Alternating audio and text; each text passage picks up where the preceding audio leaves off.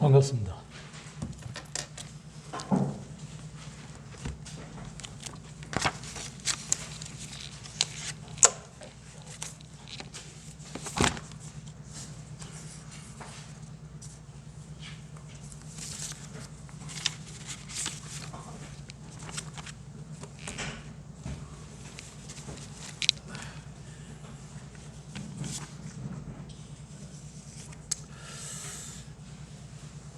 성경은 우리 성도들을 뭐라고 말씀하시냐 하면은 일본은 이렇게 말합니다. 우리가 잘 아는 히브리서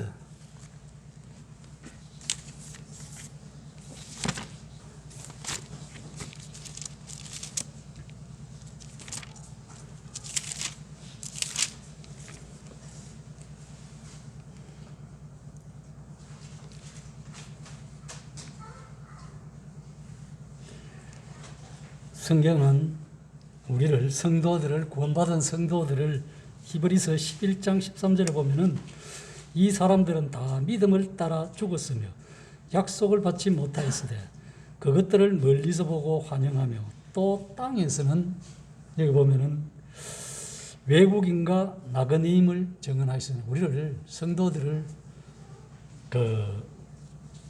나그네로 표현해 주고 있습니다. 나그네. 이 세상 사람들이야 이 세상이 다고 이 세상을 목적을 두고 권력과 명예와 부를 위해서 힘차게 살아가지만 뭐 그리스도인이라고 해서 그렇게 못 살라는 법은 없지만은 주 목적은 우리의 삶이 나그네지만 나그네된 삶 속에서 무엇을 추구하고 목적을 두고 살아가야 되느냐 이것이 관건이죠. 이 땅이 우리의 목적이 아니라는 성경 말씀입니다. 우리는 가야 할 곳이 있는 하나님의 선택된 백성들이에요. 구속함 받은 이스라엘 백성들이 홍해를 나와 가나안을 가는 것이 그게 목적이었듯이 우리가 이 세상에서 주님의 십자가의 보혈로 구속함 받고 주님의 몸의 지체가 되고 교회의 영광을 누리며 살아가는 이유가 그 나라에 가기 위한 것이죠.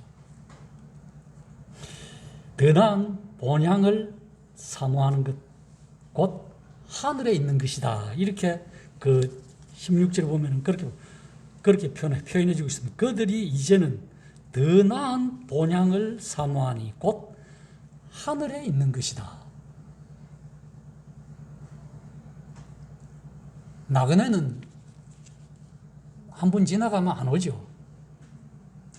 우리는 그저 이 세상을 스쳐 지나가는 나그네다. 성경은 이렇게 더 나은 본향, 그게 어디냐? 하늘나라를 소망을 두고 살아간다는 거죠. 그걸 위해서 부르심을 받았다. 그래서 성경은 한마디로 이야기하면은 신자의 우리 성도들의 정체성이 뭐냐? 구속함 받은 이 땅에 살아가는 나그네다. 이렇게 생각합니다. 나그네다.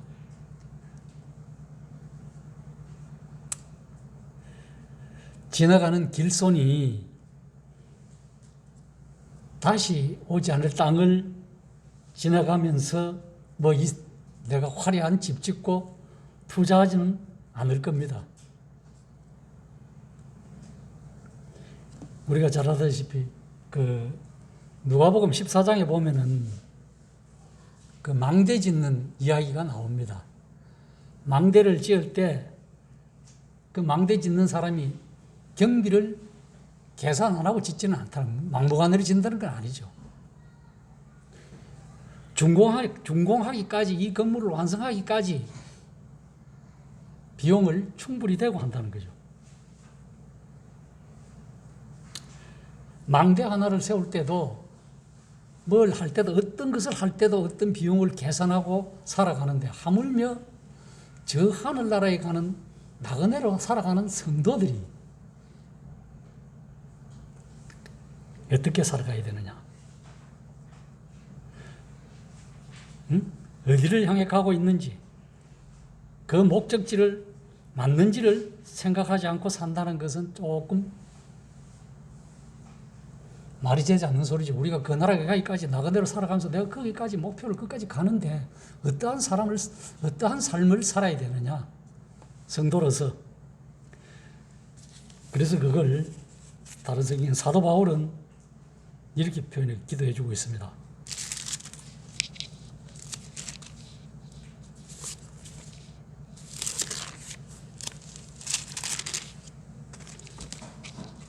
에베소서 1장 17절에 보시면은 우리 주 예수 그리스도의 하나님 영광의 아버지께서 지혜와 계시의 영을 너희에게 주사 하나님을 알게 하시고 18절에 보면은 너희 마음의 눈을 밝히사 그의 부르심의 소망이 무엇이며 성도 안에서 그 기업의 영광의 풍성함이 무엇이며 19절입니다. 그의 힘의 위력으로 역사하심을 따라 믿는 우리에게 베푸신 능력의 지극히 크심이 어떠한 것을 우리를 알게 하시기를 원한다는 것이 하나님의 뜻입니다. 우리가 세상을 살면서 하나님께서 우리를 부르신 목적이 무엇인가? 분명히 알고 그 목적에 따라 살아가야 마땅한 것입니다. 하나님께서 우리를 부르신 목적에 내가 항복하고 순종하고 있는가가 문제예요. 말로는 항복했다 하지만은 삶에 살아가면서 순종하지 않는 삶은 문제가 심각하다는 거죠. 여기 말씀대로 부르신 소망에 합당한 내 인생을 살아가고 있는지, 하나님께서 요구하시는 대로 내 인생 삶을 전부 하나님 앞에 어떻게 하고 살아가 있는지, 안 그러면 내 인생이니까 내 마음대로 살아가는지, 이것이 참 중요합니다. 그래서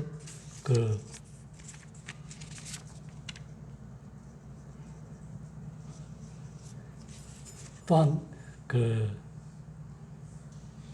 베드로전서 2장에는 보면은 이른바 사랑하는 자들아 하면서 나그네와 행인 같은 너희를 권한다. 영혼을 거슬려 싸우는 육체의 정욕을 제거하며 살아가라. 이렇게 또한 표현해 주고 있습니다. 결국 우리가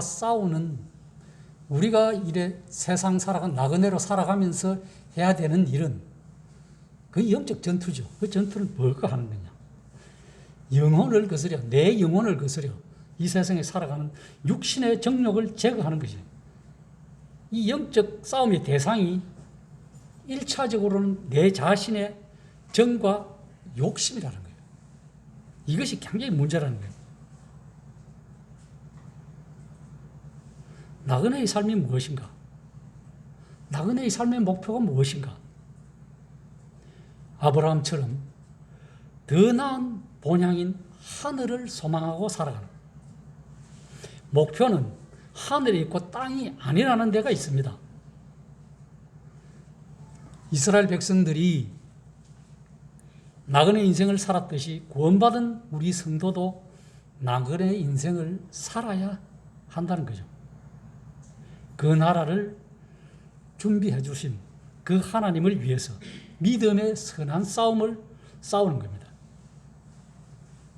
이것을 다른 성경에서는 또 어떻게 표현해 주냐면, 우리를 고린도후서 5장 1절에 보면은 만일 땅에 있는 우리의 장막집이 무너지면 하나님께서 지으신 집, 곧 손으로 지은 것이 아닌 하늘에 있는 영원한 집이 우리에게 있는 줄 안다는 거예요.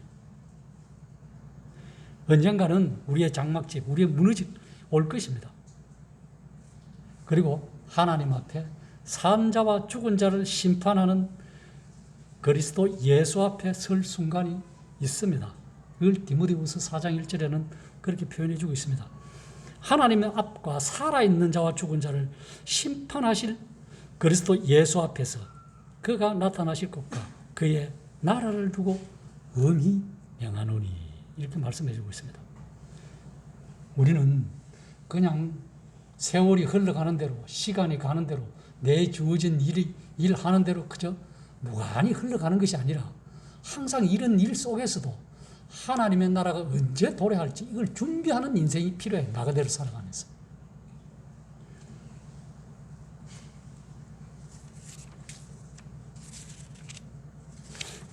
그런 인생을 우리는 어떻게 준비해야 되느냐. 디모데전서 6장 7절에 보면 이런 표현이 있습니다.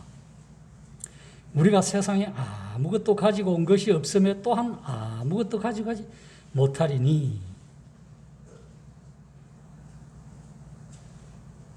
실제 우리가 이 세상에 살아가면서 귀중하게 여기는 것들이 하나도 거기에서는 그 나라에는 가져갈 수 없다는 거죠. 성경은 그렇게 말했어요. 그럼에도 우리는 그래도 이 땅에 사는 날 동안은 열심히 살아야 됩니다. 그럼 영적인 대상에서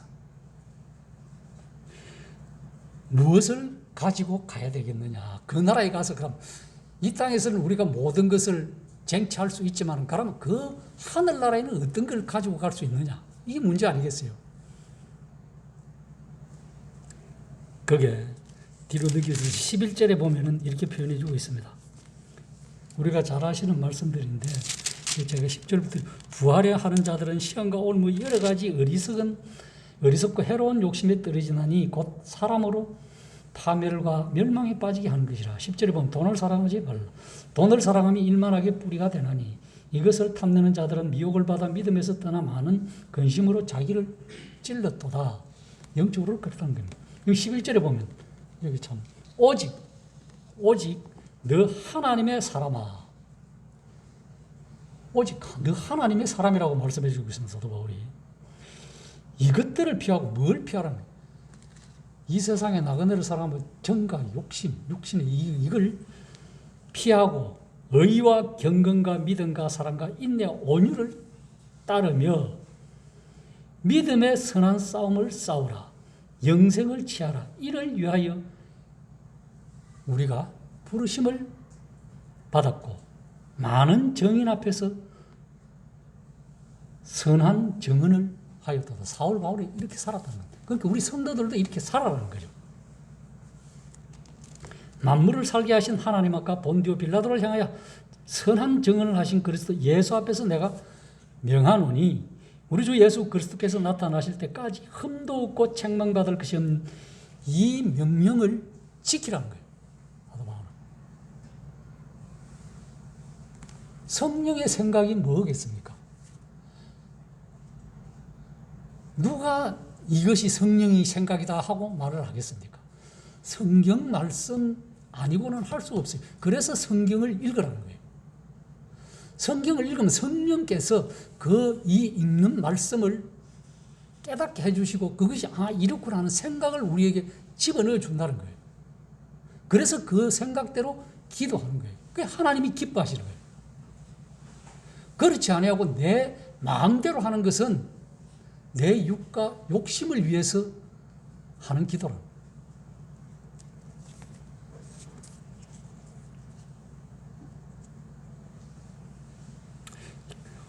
그래서 오직 너 하나님의 사람아 이것들을 피하고 의와 경건과 믿음과 사랑과 인내 온유를 쫓으며. 무슨 말씀입니까? 이거 우리가 가져갈 수 있는 것은 그 나라에 가서 이 땅에 나그네로 살면 이 땅에 있는 것은 다 그저 놔두고 우리가 가져갈 수 있는 건 성도로서의 신앙생활, 어떠한 삶을 살았는가가 그 나라에 가서 다 나타난다는 거죠. 우리가 가져갈 수 있는 건 이 말씀대로 믿음의 선한 싸움을 싸운 그것만을 하나님 나라에 가져갈 수 있다는 말씀이에요. 우리가 성도로서 신앙으로 삶을 살았던 그 공명만이 하나님 나라에 가지고 갈 수 있다는 거예요.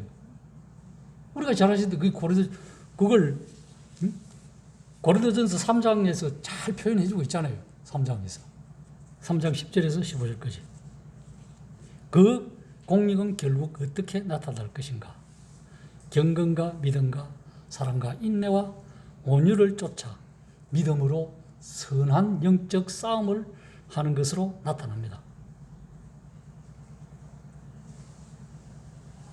그래서 이런 것이 나타날 때 우리는 어떤 기준이 되느냐? 성경은 예수님의 성품인 성령의 열매들이 얼마나 많이 우리의 삶 속에서 나를 통해서 열매를 맺느냐 하는 것이고, 그것이 바로 믿음의 선한 싸움이라는 겁니다.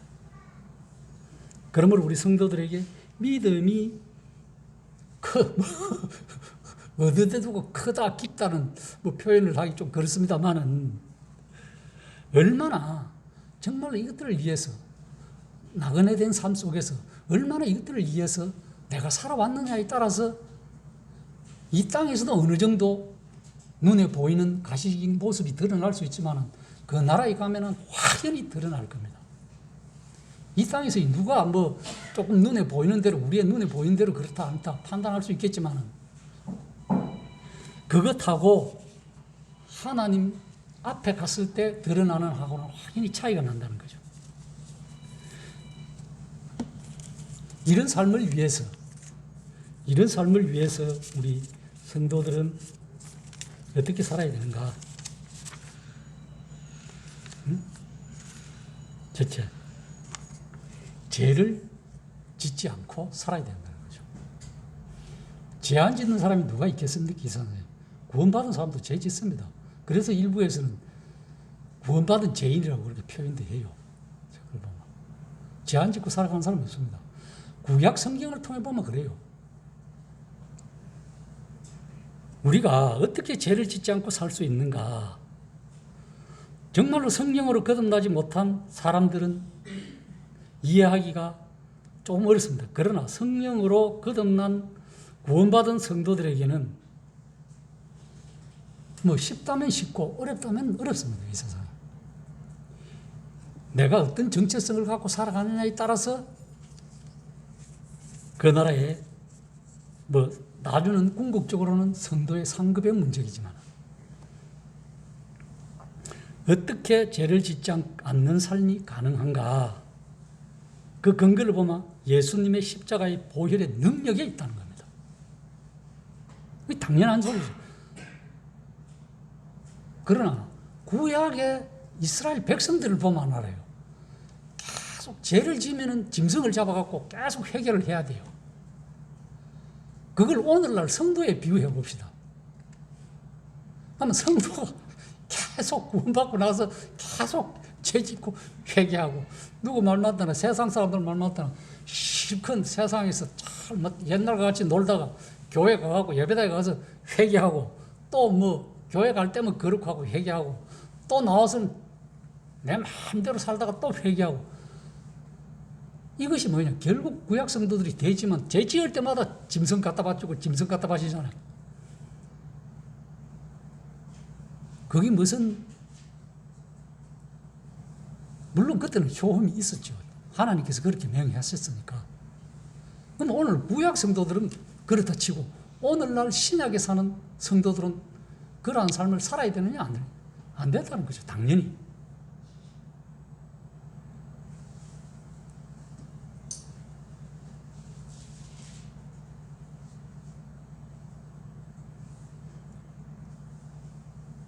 이런 것들을 어떤 면에서 당연하게 생각하는 사람들이 있다는 것이 큰 문제라는 거예요.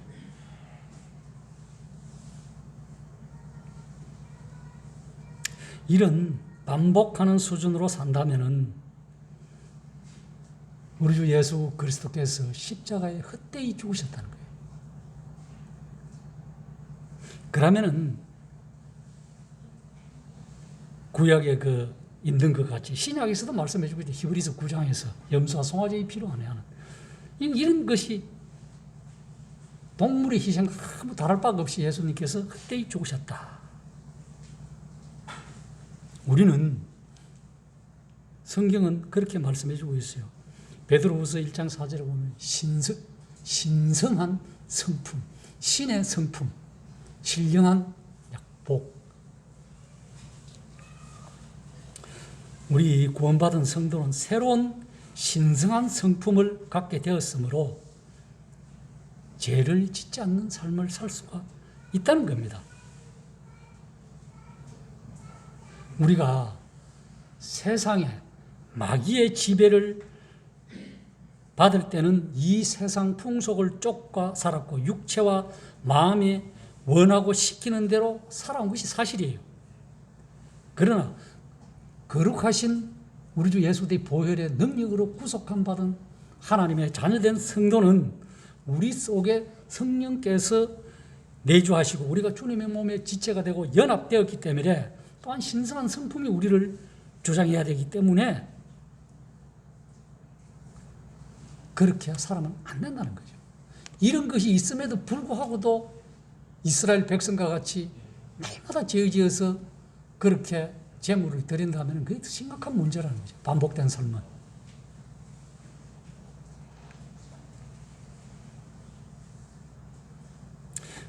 이런 마음이 있으면 우리 생각들은 저절로 주님의 말씀에 따르고자 하는 생각이 저절로 우러나는 것이 정상이에요. 만일 이런 생각들조차도 없다면 이건 좀 문제가 심각한 겁니다.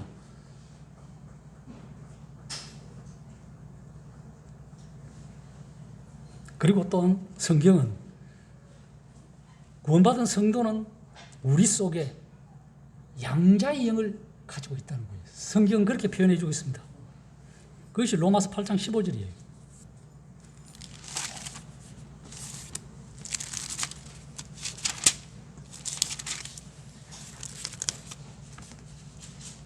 너희는 다시 무수하는 종의 영을 받지 아니하고 양자의 영을 받았으므로 우리가 아빠 아버지라고 부른다.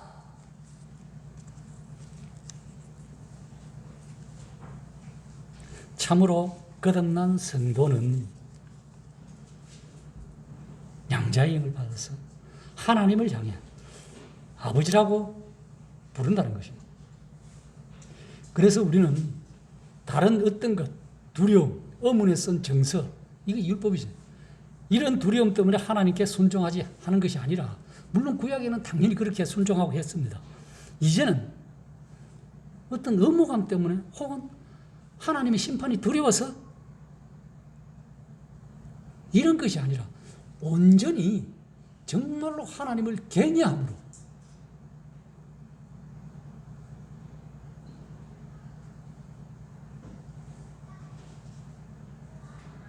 그리고 이런 것 다른 것 때문이 아니라 율법 이런 것 다른 것 때문이 아니라 온전히 자유, 내게 자유를 주신, 내 영혼에 자유를 주신 그 주님의 은혜와 은총을 기인해서 자율적으로 하나님 앞에 순종하는, 감사하는 거고, 누가 뭐 시켜서 하는 것이 아니고. 그래서 우리는 이 양자의 영을 가지고 있는 사람은 자발적으로 하나님께 순종하며 하나님을 기쁘시게 해드리기 위해서 내가 어떤 일을 해야 되는가, 나그네로 살아가면서 항상 이것에 집중하고 살아간다는 성도죠. 이것이 우리가 그리스도 예수 안에서 갖는 자유다, 이렇게 성경은 표현해 주고 있습니다. 죄를 짓지 않고 살아가야 할 이유, 왜 그런가? 예수님께서 이 땅에 오신 목적이 우리가 잘 아시다시피 거룩함이기 때문에 그렇습니다. 그래서 죄를 짓지 않고 살아가야 된다. 우리를 이 세상 지배하는 원수, 사탄 마귀의 대적, 거기서 건져주시고 성결과 의로 두려움 없이 하나님을 섬겨가게 하기 위한 것입니다. 이것이 예수님께서 이 땅에 오신 우리에게 주신 것입니다. 예수님께서 우리를 구원하신 목적은 종신토록 나그네로 살아가면서 거룩함과 가운데, 의로움 가운데 살아가기 위함이라는 것입니다. 그것을 성경은 또 다른 데서는 이렇게 표현해 주고 있습니다.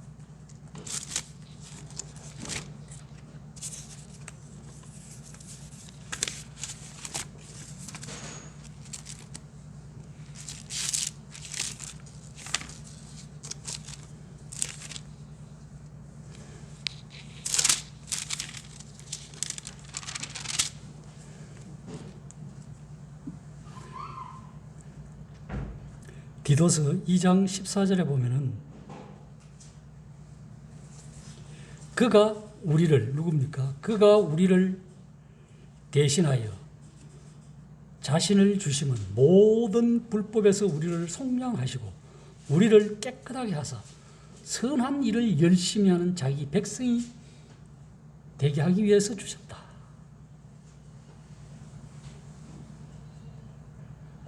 예수님께서 우리를 모든 불법에서 구속하기 위해서 오셨다는 거예요. 구약 수준의 삶을 맨날 죄짓고 죄물 바치고 죄짓고 죄물 바치고 이러한 삶을 위해서 주신 것이 아니라 오신 것이 아니라 예수님께서 직접 이 땅에 그렇게 할 거면 예수님께서 오실 필요가 없었죠. 영원한 속죄가 될 필요가 없었죠. 죄짓고 속죄하고 죄짓고 또 하고 이러면 다람쥐 쳇바퀴 돌듯이 이러한 신앙생활을 한다면 예수님께서 이 땅에 오실 이유가 없는 거예요. 그래서 우리는 구약의 성도들보다 나은 의를 가지고 살아가야 된다는 거죠. 그렇게 살지 않으면 천국에 아무도 못 간다는 성경 표현도 있습니다. 더 나은 이스라엘 백성들보다 더 나은 삶을 살지 아니하면은 참 이 너희가 바리새인과 사두개인보다 더럽지 못하면 결단코 천국에 들어가지 못한다는 말씀이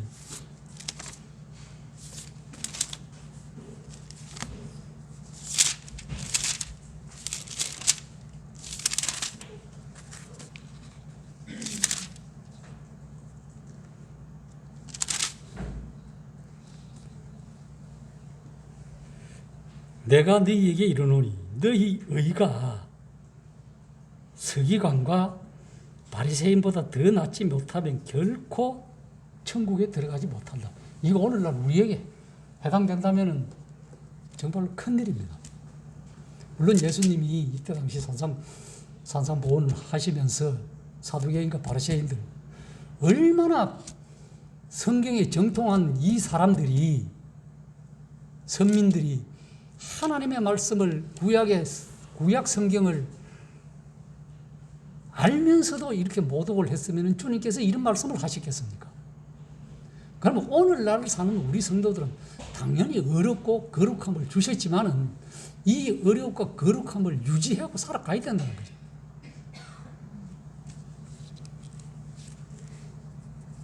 그렇게 살지 않으면 없다는 거예요. 성경은 다른 데서는 또 어떻게 말해 줍니까?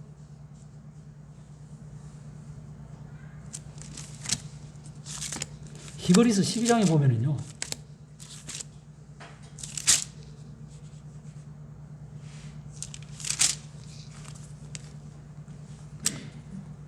모든 사람과 더불어 화평함과 거룩함을 따르라. 여기 보면은 이것이 없이는 아무도 주님을 보지 못한다. 이렇게 표현도 해주고 있습니다. 주를 못 본다는 것은 결국 무슨 말씀입니까? 다른 역으로 뒤집어 말하면은 내가 구원받지 못했다. 이런 표현도 될 수가 있어요.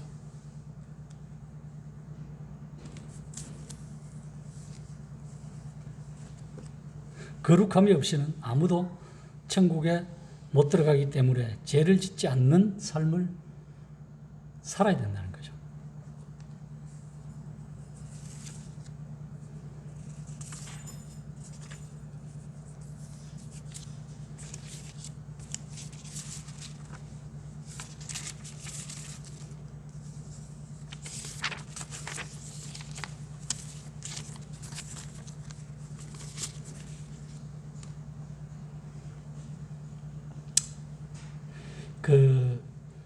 어떤 사람이 우리가 잘 아는 웨슬리 있잖아요. 그분이 이런 표현을 했습니다.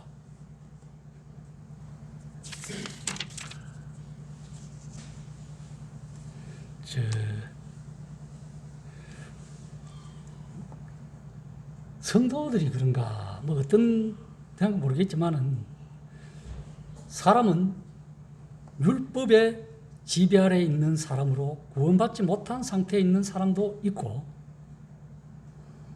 안 그러면 은혜 아래에 있는 사람도 있고,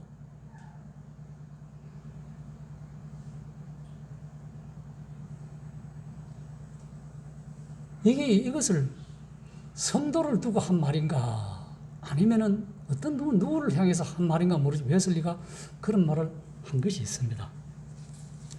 그래서 우리는 참 어느 지배에 있는가에 따라서 내 삶이 달라진다는 거죠.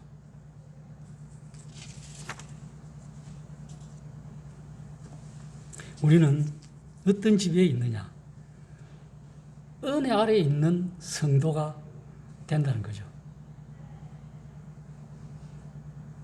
율법 아래에 있지 아니하고 은혜 아래에 있는 성도.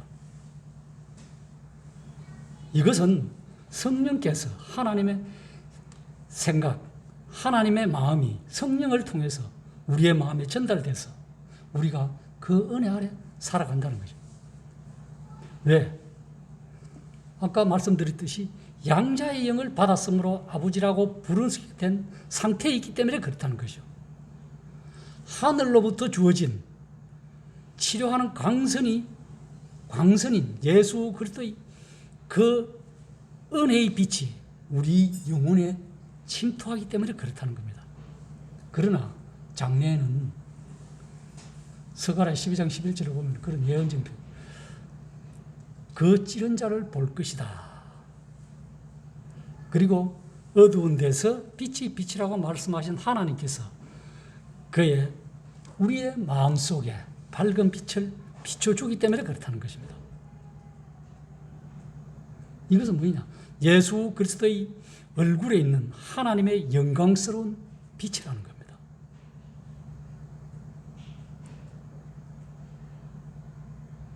이런 빛이 없으면은 성경 말씀을 깨달을 수 없다는 거죠.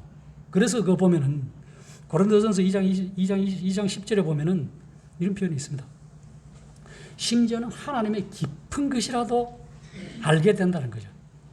특별히 하나님의 사랑, 예수를 믿는 자에 대한 하나님의 용서하시는 사랑. 그래서 그런 사랑에 우리가 압도되어 우리의 삶 자체가 나의 주님, 나의 하나님이라고 고백하고 부르짖을 수 있다는 겁니다.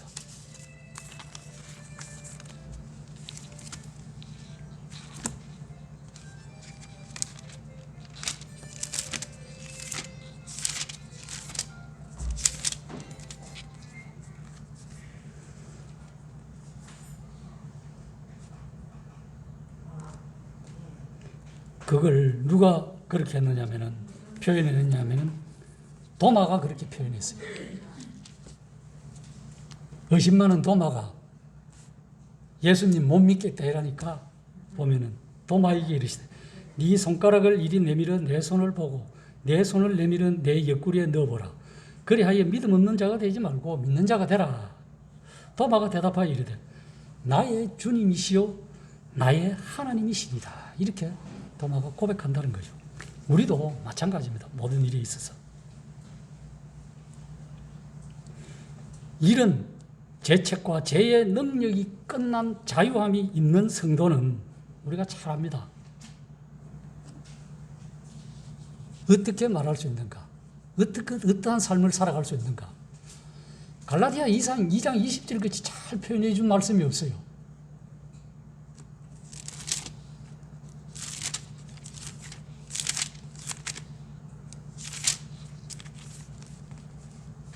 여기 보면은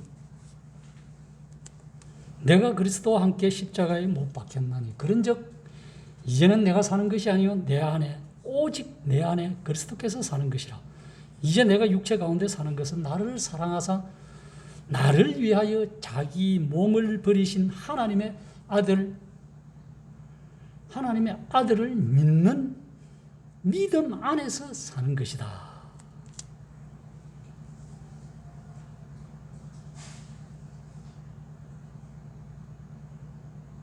여기서 우리 성도들은 이 세상에서 나그네로 살아가면서 혹 받을 수 있는 양심의 가책과 마음의 슬픔과 상처받은 내 심령이 이 말씀으로 인해서 치유받을 수 있다는 거죠.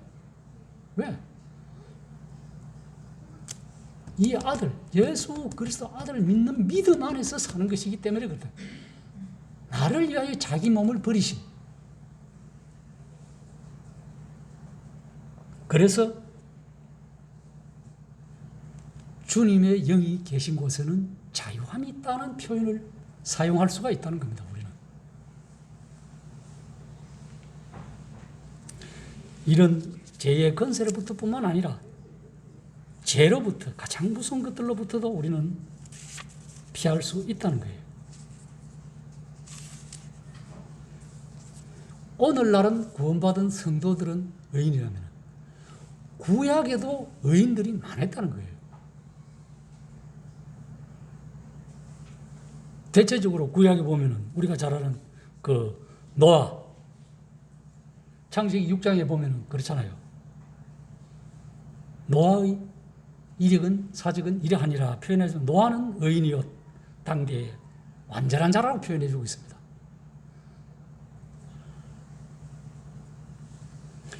구약에 살았던 노아도 이렇게 의인으로 살았습니다. 완전한 자였습니다. 하나님께서 노아에게 말씀하신 너와 내 온 가족은 방주로 들어가라. 이런 말씀. 그러고 보면은 참 성경에는 보면은 이런 우리에게 교훈을 주는 이런 말씀들이 참 많습니다. 다 교훈이지만 특별히 이 나그네로 살아가면서 어떻게 살아야 되는지에 대해서 말씀을 잘 해주고 있습니다. 노아가 홍수 심판을 면하게 된 이유가 의인으로 살았기 때문에 그렇다는 거예요. 성경은. 그걸 베드로후서 2장 5절에서 또 표현해주고 있습니다. 하나님 입장에서 절대적인 의인은 아니겠지만 이 땅에 하나님을 믿고 살아가는 것을 그 의로 여기주셨다는 아브라함의 믿음같이 노아도 그런 믿음을 가졌다는 거죠.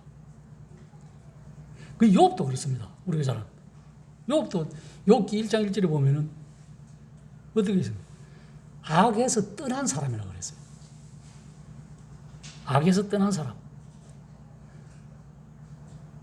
우스 땅에 욥이라는 불리는 사람이 있는데 그 사람은 온전하고 정직하고 하나님을 경외하면서 악에서 떠난 사람이다. 이렇게 표현해 주고 있습니다.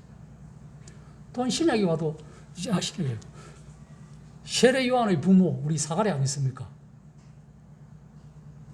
그 안에 엘리사벳. 그러면 그 안에 엘리사벳은 주의 모든 계명에 흠이 없었다. 이런 표현이 있습니다. 유대왕 헤롯 때 아비야 반열에 제사장 하나가 있으니 이름은 사가랴다. 그 안에는 아론의 자손이니 이름은 엘리사벳이라. 이 두 사람은 하나님 앞에 의인이니 하나님 앞에 의인이라는 사람 앞에 주의 모든 계명과 율례나 규례대로 흠이 없었다. 그게 누가복음 1장 5절에서부터 6절 내용입니다. 우리가 잘 아는 또한 성전에서 예수님을 맞이하는 시므온, 누가복음 2장. 시므온도 어렵고 경건한 사람이라고 표현해 주고 있습니다. 누가복음 2장. 예루살렘에 시므온이라는 사람이 있으니 이 사람은 어렵고 경건하여 이스라엘의 위로를 기다리는 자다.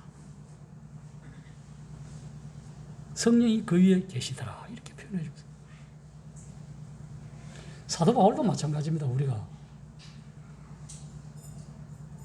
사도 바울도 회심 전에도 용감하게 그런 말 했잖아요. 잘 아는 우리 빌립보서 3장 4, 6절을 보면 육체로도 신뢰할 만한 사람이 과연 얼마나 있겠습니까? 율법의 어른은 흠이 없는 자다. 흠이 없게 살았다고 고백하고 또 육체로는 신뢰할 만하고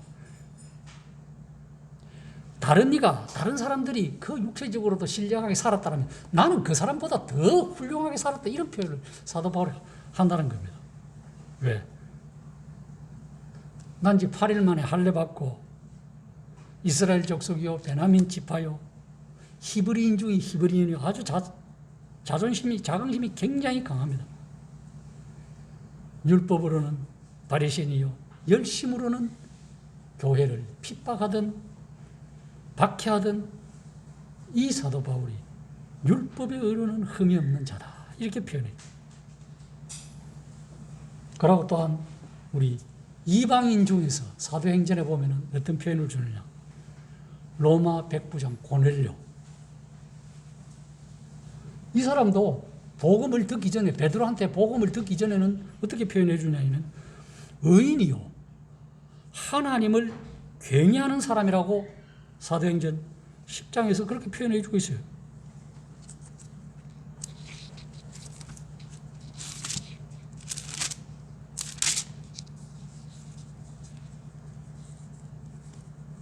사도행전 10장 22절에 보면요. 그들이 대답하되 백부장 고넬료는 의인이요 하나님을 경외하는 사람이라 유대 온 족속이 칭찬하더니 그가 거룩한 천사의 지시를 받아 당신을 그 집으로 청하여 말을 들으려 하느니라. 이 베드로를 초청하는 장면이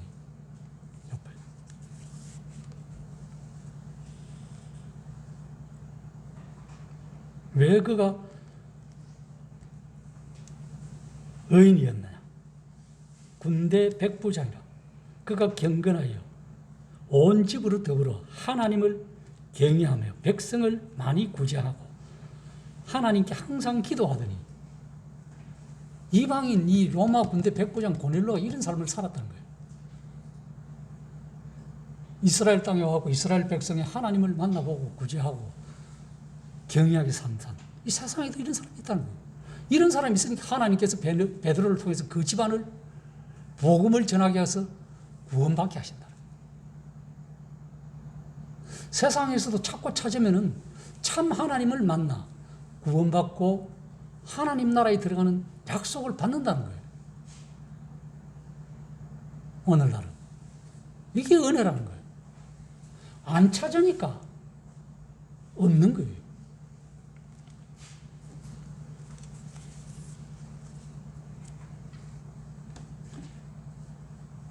주님이 오시기 전 옛 언약 아래서도 이래 성도들이 이 정도로 살 수가 있었는데 성령께서 우리 마음에 오신 이 시대에 우리는 어떻게 살아야 되는 거예요? 범죄하지 않고 어렵게 산다는 것이 어렵다고 말한다면 내 자신이 조금 문제가 있는 겁니다. 물론 그렇게 나가대로 살아가면서 힘들겠지만 그렇게 안 살고 범죄하지 않고 살아가려고 노력은 해야 된다. 말로는 이렇게 하면서 행위의 삶은 온갖 짓을 다 하는 사람을 과연 하나님께서 어떻게 보실까? 어떤 의문입니다.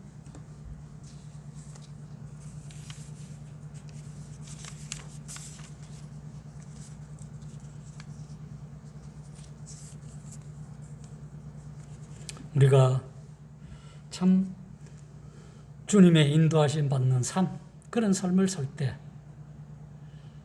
죄를 짓지 않는다는 말씀입니다. 그래서 갈라디아서 5장 18절에는 어떻게 표현해 주느냐. 우리가 만일 성령이 인도하신 말씀에 순종하고 다른 말은 하는 거예요. 성령의 인도하신 바가 되면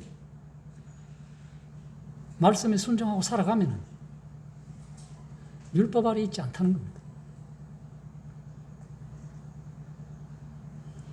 하나님께로서 난 사람은 자기를 지키며 죄를 짓지 않으며 지을 수도 없다는 것은 진실입니다. 그러나 우리가 만일 이런 말씀을 자기를 지키지 않는다면은 뭐 어쩔 수 없는 거지. 우리가 뭐 어떻게 표현하겠습니까?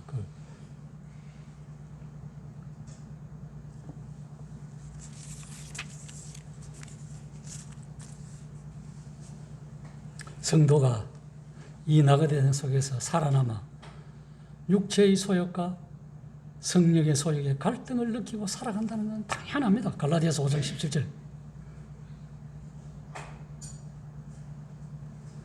성도가 끝없는 구원받은 사람이라고 할지라도 갈등도 시험도 없다고 말하는 것이 아니에요. 분명히 있습니다. 우리도 끝없는 영적인 전투 속에서 살아가는 것이 당연한 거예요.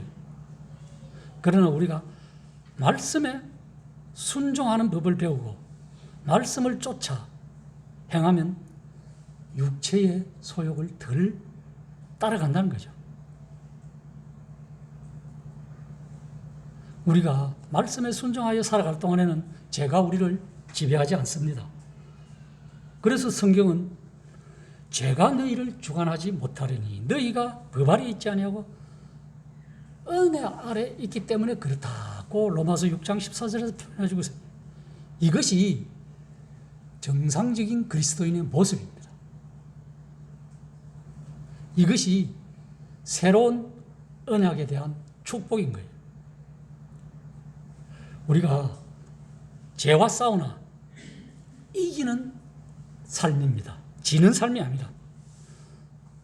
싸움 자체가 영적 전투가 없는 것은 아니지만 우리는 우리 속에서 도우시고 하나님 보좌 우편에서도 중보기도 하시는 그 능력을 힘입어 이기는 자라는 거예요.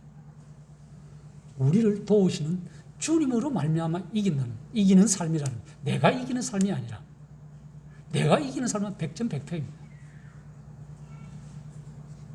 우리가 도달해야 될 그 목표로서 사랑과 거룩함과 정결과 온유와 겸손 이런 지식에 등해서 하나님과 같이 온전해지는 것을 원합니다. 하나님께서. 한마디로 온전한 거룩함을 이루라. 이것이 우리의 목표가 되어야 될 줄 믿습니다. 그 히브리서 6장 2절을 보고 마치겠습니다.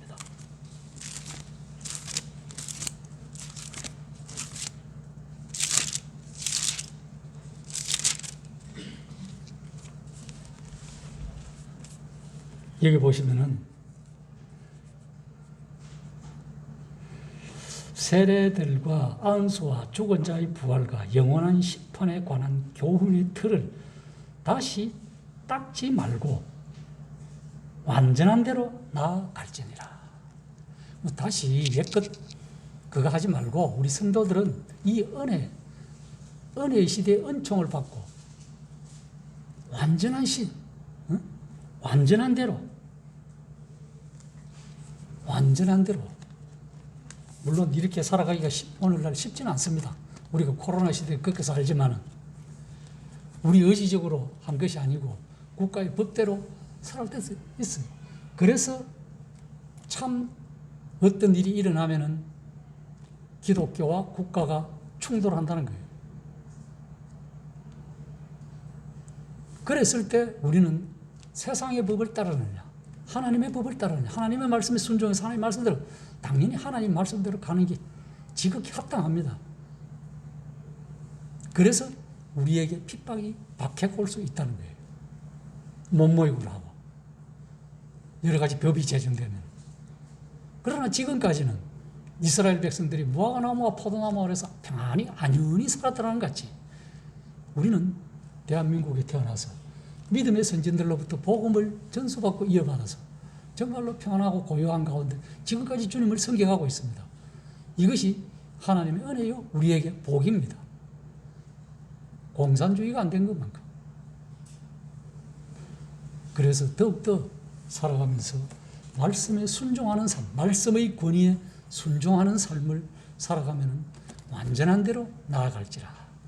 사도 바울이 표현한 것 같이, 히브리서에 표현한 것 같이 그러한 이 나그네 된 삶을 살아가면 지극히 좋겠습니다. 감사합니다.